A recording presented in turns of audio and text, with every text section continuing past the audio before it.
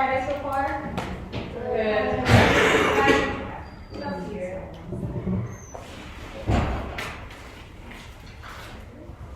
So today we're going to be focusing on the Dust Bowl and Hoovervilles. Just in the title, does anybody know anything about the Dust Bowl and Hoovervilles that they want to share? James? So the Dust Bowl is when dust storms took over the Midwest, killing a lot of farmland along the top. So most people had to move to Hoovervilles, which were essentially like shantytowns. Yes, 100%. Carter, did you have anything nice? I was just going to say it's like a drought. Okay, awesome. So today we're going to be looking at 3 essential questions and 2 language practice. So the first one is, how did people's lives change when economic conditions worsened? So we're going to be thinking about it in terms of the Dust Bowl and the Great Depression, but also in terms of COVID and how our lives changed when the economy dropped for that. We're also going to be looking at how American culture and values changed, and then of course, how did your life change during economic crises caused by COVID? Can I get anyone to read the 2 language practices? Colin? Students will be able to describe a Hooverville, and students will be able to connect changes in cuisine to changes in economic growth. Yeah. Alright, so activating our prior knowledge, thinking about what we did last time. We were talking about partying in the roaring 20s. We saw Jay Gatsby. He had a super fast rise to wealth from the oil company and maybe through some like nefarious means, but still, he had a lot of money. They spent it all on their crazy parties, but not everyone had that kind of equality, right? A lot of the classes still were super, they were lower socioeconomic status, they were still struggling to feed themselves, even though the rich had a bunch of money and they were able to be prosperous. Does anybody have anything else to add? Okay. So, moving forward, we can all look at our little sheets that I passed out, and there's going to be guided notes on the first page. When we're filling out our guided notes, we can be looking at the words that are underlined, and those will be filling in your blanks. So going forward, it was the Great Depression that was setting in at this point. There was an illusion of wealth from the roaring 20s, but in reality, everybody was not in a good economic condition. The stock market was crashing, the economy was collapsing. If people don't have the extra money to spend on like luxury items or just going out and getting a little coffee or doing whatever they were going to do, the whole economy was crashing. Everything was interconnected in this way. And each year progression just kept making things worse and worse and worse. This was super similar to the effect of COVID, right? Because with COVID, people weren't able to go to work, people got laid off. When people got laid off, they didn't have extra money to go buy other things. So then, like movies and restaurants and those things were also affected, right? Does that make sense? How everything is interconnected? It's the exact same kind of thing. So, looking at this picture, what do we see? Do you guys notice anything? What do you notice? Yeah, Colin? A lot of people are waiting in line for, looks like some free coffee for the unemployed. Yeah, exactly. So technically, this was considered a form of like a handout during the Great Depression, which was something that they had in the beginning of the Depression. But then, once Hoover took presidency, he had different values, so that he shaped the ways in which people were able to access food when they didn't have enough money to purchase it themselves. And also, it says Haran in the corner, and I thought it was funny. Haran. Alright, so like I was saying before, this is about the time that Hoover is taking presidency. So he became president in 1929, and he was a Republican. The Republican Party back then had different beliefs than the Republican Party now, or like what you might think of the Republican Party as today, but some of the stances were the same. And one of the stances that is the same is how he felt about direct assistance or direct relief. He thought it was better for people to be self-reliant and help themselves out, and he didn't want to give like handouts to people or have the government intervene or interfere directly. So, but a lot of the Americans, they were like, we don't have money, we don't have food, we don't have anything, we need this government assistance. But Hoover resisted it throughout his entire presidency. So, if we look at this political cartoon, I feel like it's pretty straightforward. What are you guys garnering from this political cartoon? If we're looking at it. Katie? Basically the Americans from all walks of life are going to blame the issue on Hoover. Exactly. And they feel like it's something that could have been not really, or they feel like it could have been something that was kind of avoided in that way. So Hoovervilles were popping up nationwide, and now we're seeing this word Hooverville. So we look at the word, we break it in half, we see Hoover, from Herbert Hoover, right? And then Ville. Ville, I feel like you always see it like with a town or a village. It just kind of denotes as in like somewhere that people live. So these Hoovervilles were places that people lived that were caused by Herbert Hoover. They were popping up all along the nation, and it was because families were losing their jobs and their savings and losing their homes. So in turn, they had to build other forms of shelter called little shanty towns, or Hoovervilles. The term was coined by the Democratic National Committee publicity director and longtime newspaper reporter Charles Nicholson in print in 1930. So 1930 is the very beginning of kind of the Depression and the Dust Bowl and the onset of everything. So this was a term that came right out of the gates. It happened super, super quickly. All right, so moving forward, we can kind of see what people were using to build their homes. This one, I know this picture's kind of blurry, but this picture's actually Central Park. So you might be able to recognize some of the buildings in the back, but there were Hoovervilles popping up in Central Park, and people were just kind of using whatever they could salvage, whatever they could find in order to create houses for themselves. A lot of people would build things out of cardboard, but with rain and snow and all the other weather things, it didn't last long. So homes were constantly in a state of being rebuilt. Do you guys, maybe it's a little easier to see another picture. Do we see, like, what are they making their homes out of? What materials are they using? Yeah, Looks like a scrap metal or something. some scrap metal, some scrap wood, kind of just whatever they had around, right? And a lot of them you can see it's just in like an industrial center with some trains or some cranes. They were just kind of living in whatever was there. So they also use cardboard, card paper, glass, lumber, just literally whatever they could find. A lot of people also lived in empty conduits and water mains. So not only was it just not a good living condition, but it was dangerous for the people, right? And I was just thinking, we see things that are a little bit similar to today, right? I'm from California. In LA, we have these things that people call tent cities. They definitely have them in other parts of the country, but it's just something that resonated with me because I've seen people living in kind of maybe contemporary Hoovervilles, so what you might be able to equate it to today. But as we're going to see, the way in which the public reacts to it is a little bit different. We're going to deal that in 2 seconds. But before we go further, some Hoovervilles were as small as 100 people, or others had thousands of inhabitants, right? The one in Central Park up there, that one was just a few hundred, but there were other ones outside of New York City, outside of Washington, D.C., those bigger metropolitan areas that had thousands and thousands of people. Sometimes people even set up churches, they set up hospitals, they formed their own little secular communities. Had really big ones in St. Louis, Missouri, and Seattle, Washington, and a lot of them were built near a water source. It makes sense, like why we need a water source, right? Like what could it be used for? Katie? Drinking water, breathing, and cleaning. Exactly, right. So a lot of them came up along the Hudson and the East Rivers, but even though they had a water source, even though they tried to develop hospitals and everything, it was typically grim and unsanitary and it posed many health risks, not only to the people there, but also to the people inside, right? It's the idea of if some parts of the community aren't doing well, it affects other people, even if they are doing better at that point in time. So going forward, oh no, the slides will cut off, but it's okay. Maybe it back. There we go. So, Hooverville residents had nowhere else to go, and public sympathy, for the most part, was with them. So this is a point that I wanted to bring about, like with people who became homeless from COVID, and then people who are homeless for different reasons. I think the public reacts differently to them. What do you guys think?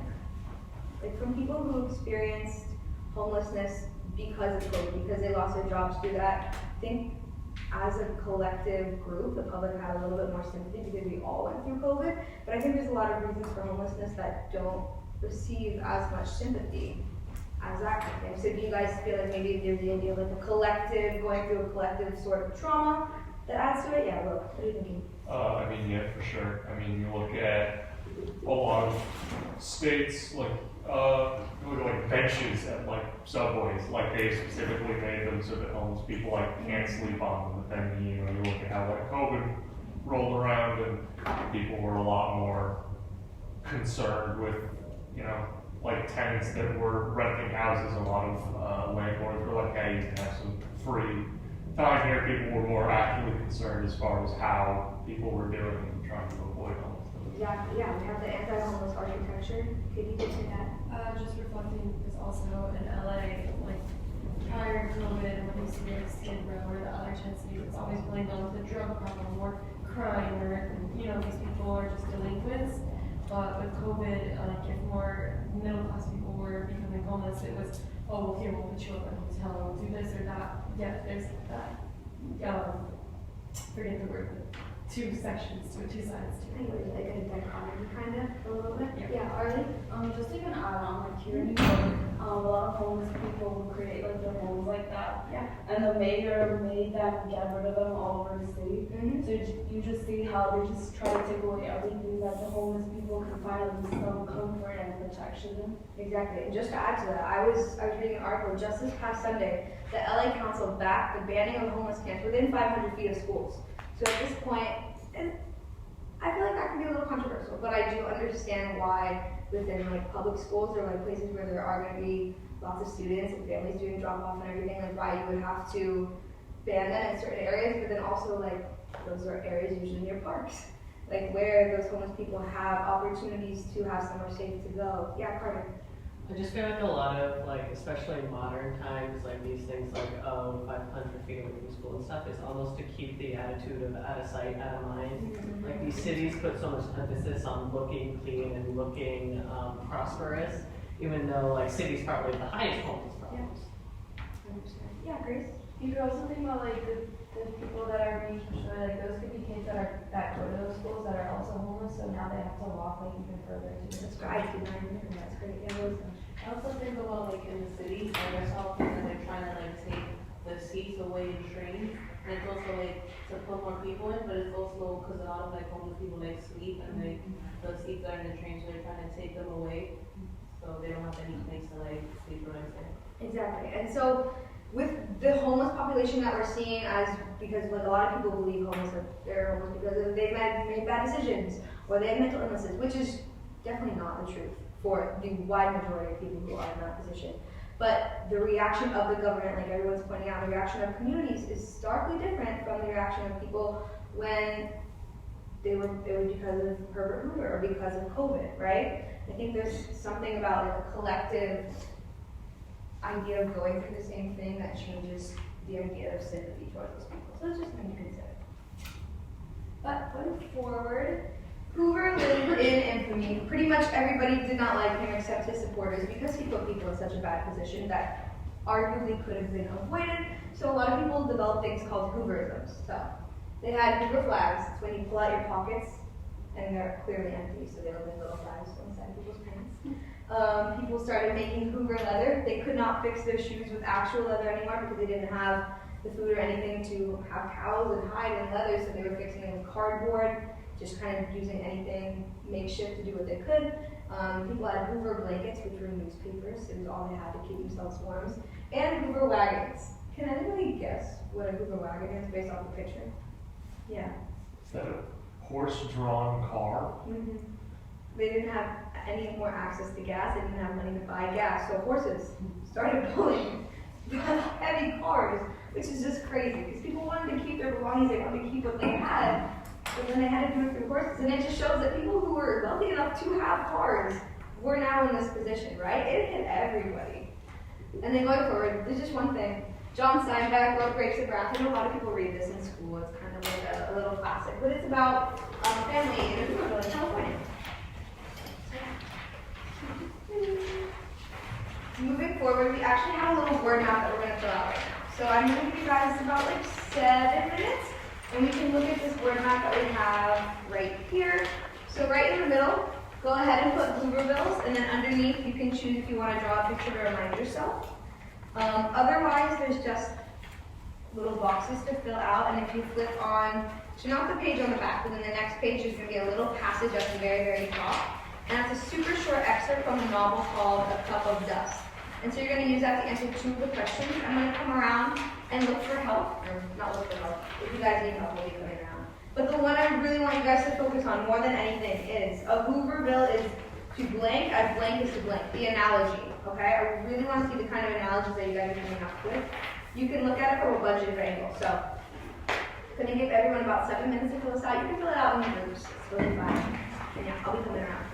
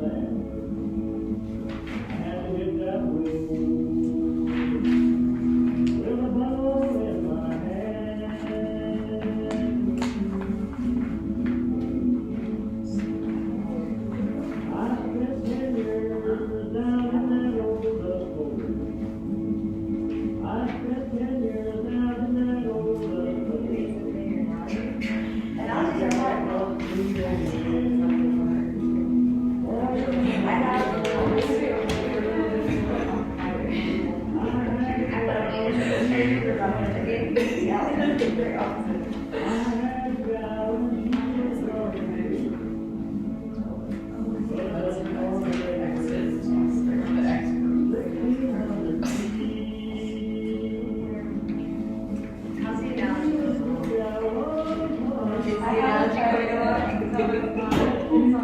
I know, that's like, I think that's, I was just thinking along. It could be contemporary, it could be. It needs complicated. It's hard. So, I think you can take it and getting it wrong, right? Hooverville is referred as another like sister, right? As a volunteer student. Or you can screaming.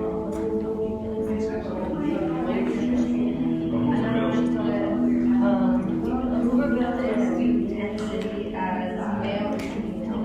So could it be like Hooverville? Yes.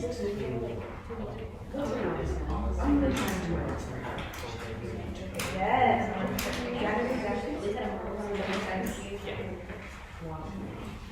Alright, I'm gonna give everyone about 3 more minutes. Just try to wrap it up if you're not completely finished. That's totally fine.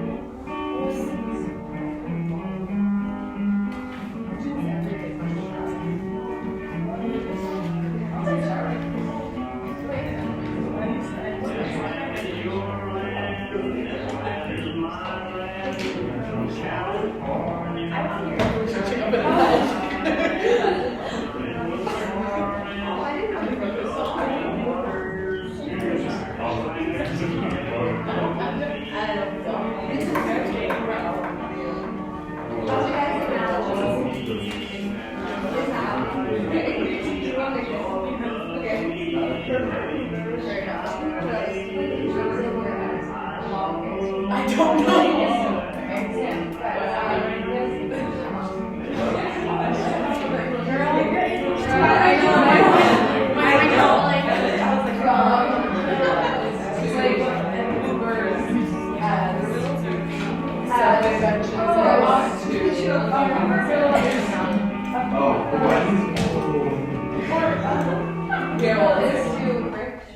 Alright, everyone, so I just want to bring it back real quick and just look at especially the analogies. I'm really, really interested to hear some of the analogies that you guys use. Does anybody come up with one they want to share? This is really, like, it took me a long time to look. Did anybody find one? Did you find one? No? No, I don't Just gracefully. A Hooverville is to a gated community as poor as to rich. Alright, I like it. Yeah, that's good. Yes. Carter? I don't know if it's 100% accurate, but I went with a Hooverville is to Herbert Hoover is as vaccines are to Donald. Oh, I would love that one. Definitely discuss that. Okay. Anybody else have something you want to share? Alright, does anybody have any questions on the word map? You can finish this really fast. All good? So, in our last few minutes, I just wanted to walk you through a little bit of some of the stuff that they ate. So, I know being in college, not having a ton of money, we all kind of know, like, struggle meals. We've all been there, right? This is even, like, this is a good one, honestly. But this is something called Hoover stew. And it's like a contemporary take on what people would eat during the Depression. So, it was like mac and cheese, and hot dogs, and tomatoes, and corn, and beans. And basically just throwing whatever they could find. You're also looking like you don't like it. You're giving me a face like you would not eat that. If you were in the Depression, you might be looking at fine dining. Exactly, it was fine dining. A lot of people, they had to eat this kind of stuff. Things that weren't ideal, right? So, on the very last. It seems pretty solid. I don't even think it's that bad. Yeah, that's just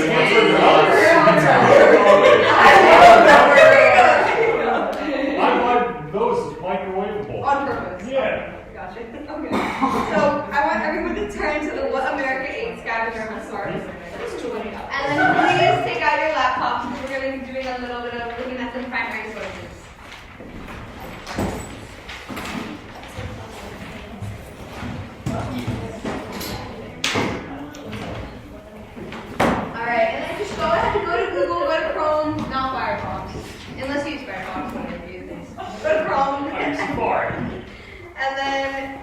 whatamerica8.org. And then just give me a thumbs up when you're there.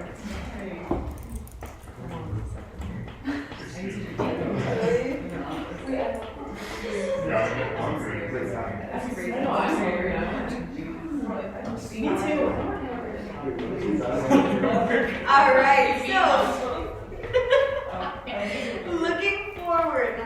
looking at our website, there's going to be a little tab that says map and towards the right hand side.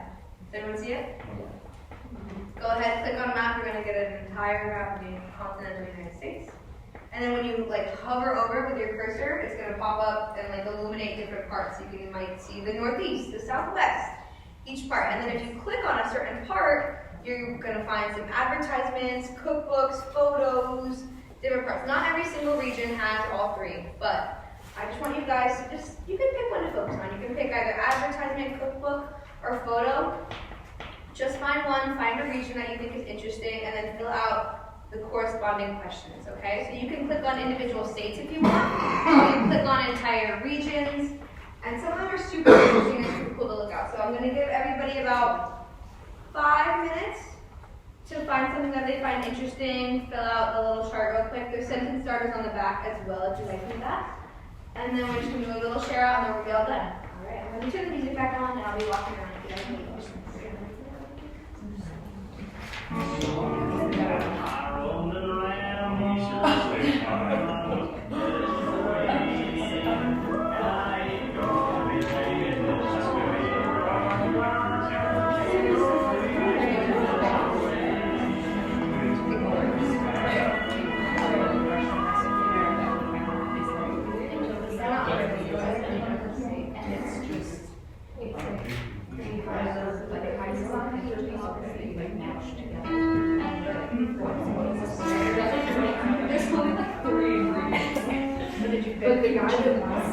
I think this is an advertisement.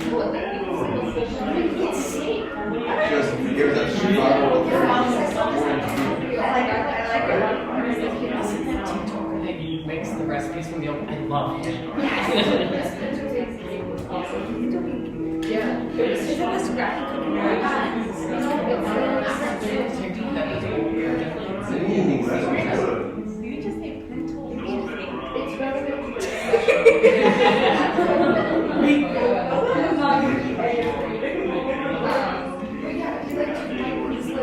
What reasons are you guys saying to it? Okay, just because. Okay. What?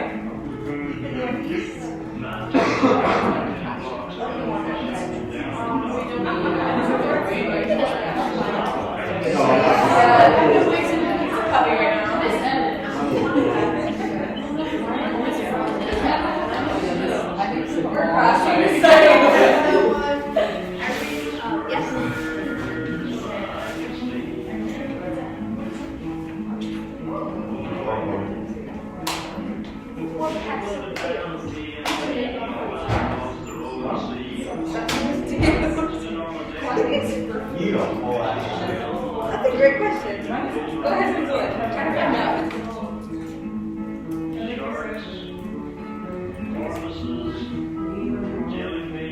Alright, we're gonna get better with some.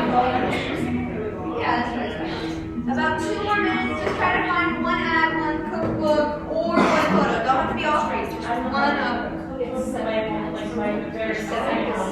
So, 28 chocolate potatoes. Oh, look at this one. I don't think it's super cool, right? The Beverly Hills one that I was enjoying from Bull Rogers. It's so funny. I was like, wait, why is it chocolate? Or yogurt. No one knows what's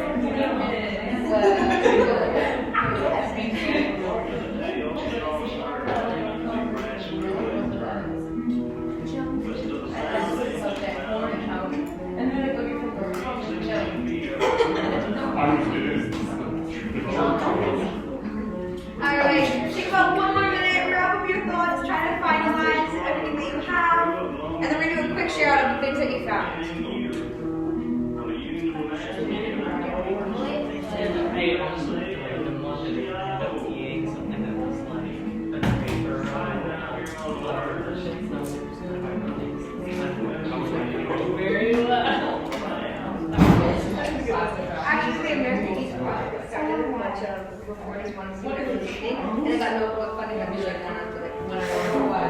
Literally, like, it's so ironic.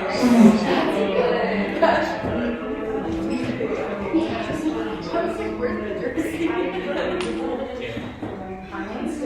All right, everybody. So just bring it back for the last 2 minutes of class. I just want to hear what you guys found, what you thought was interesting, what reasons you were looking at.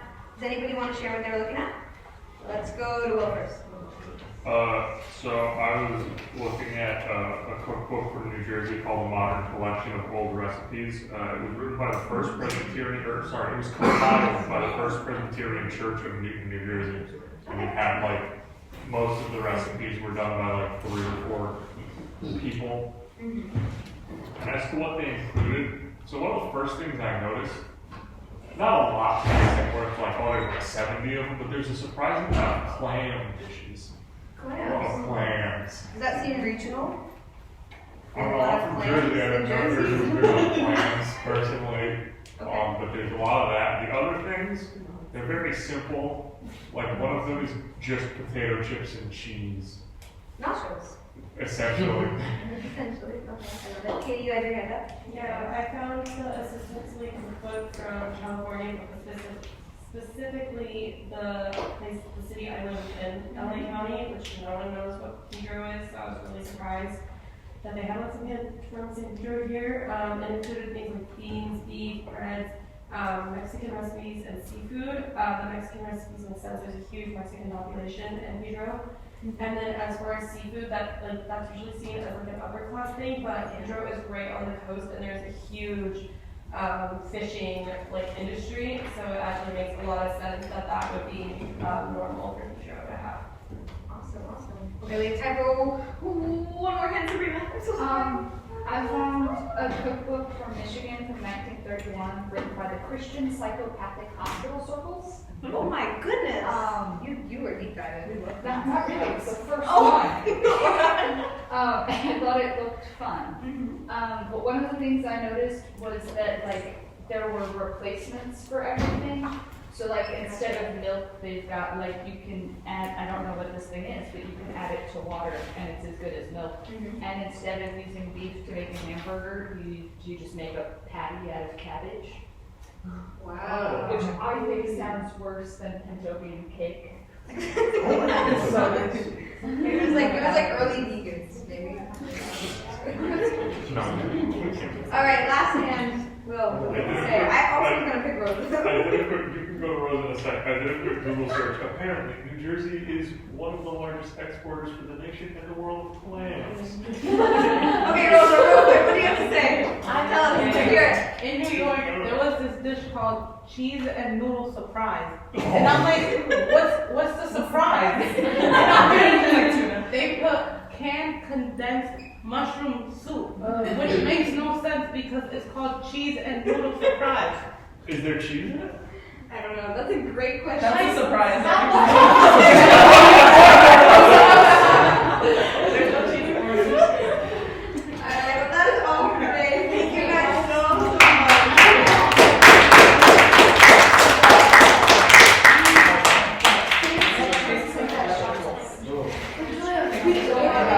Yeah, thank you.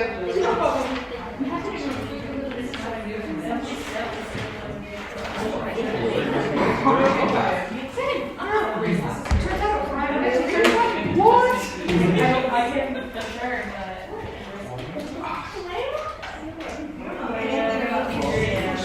Oh my God.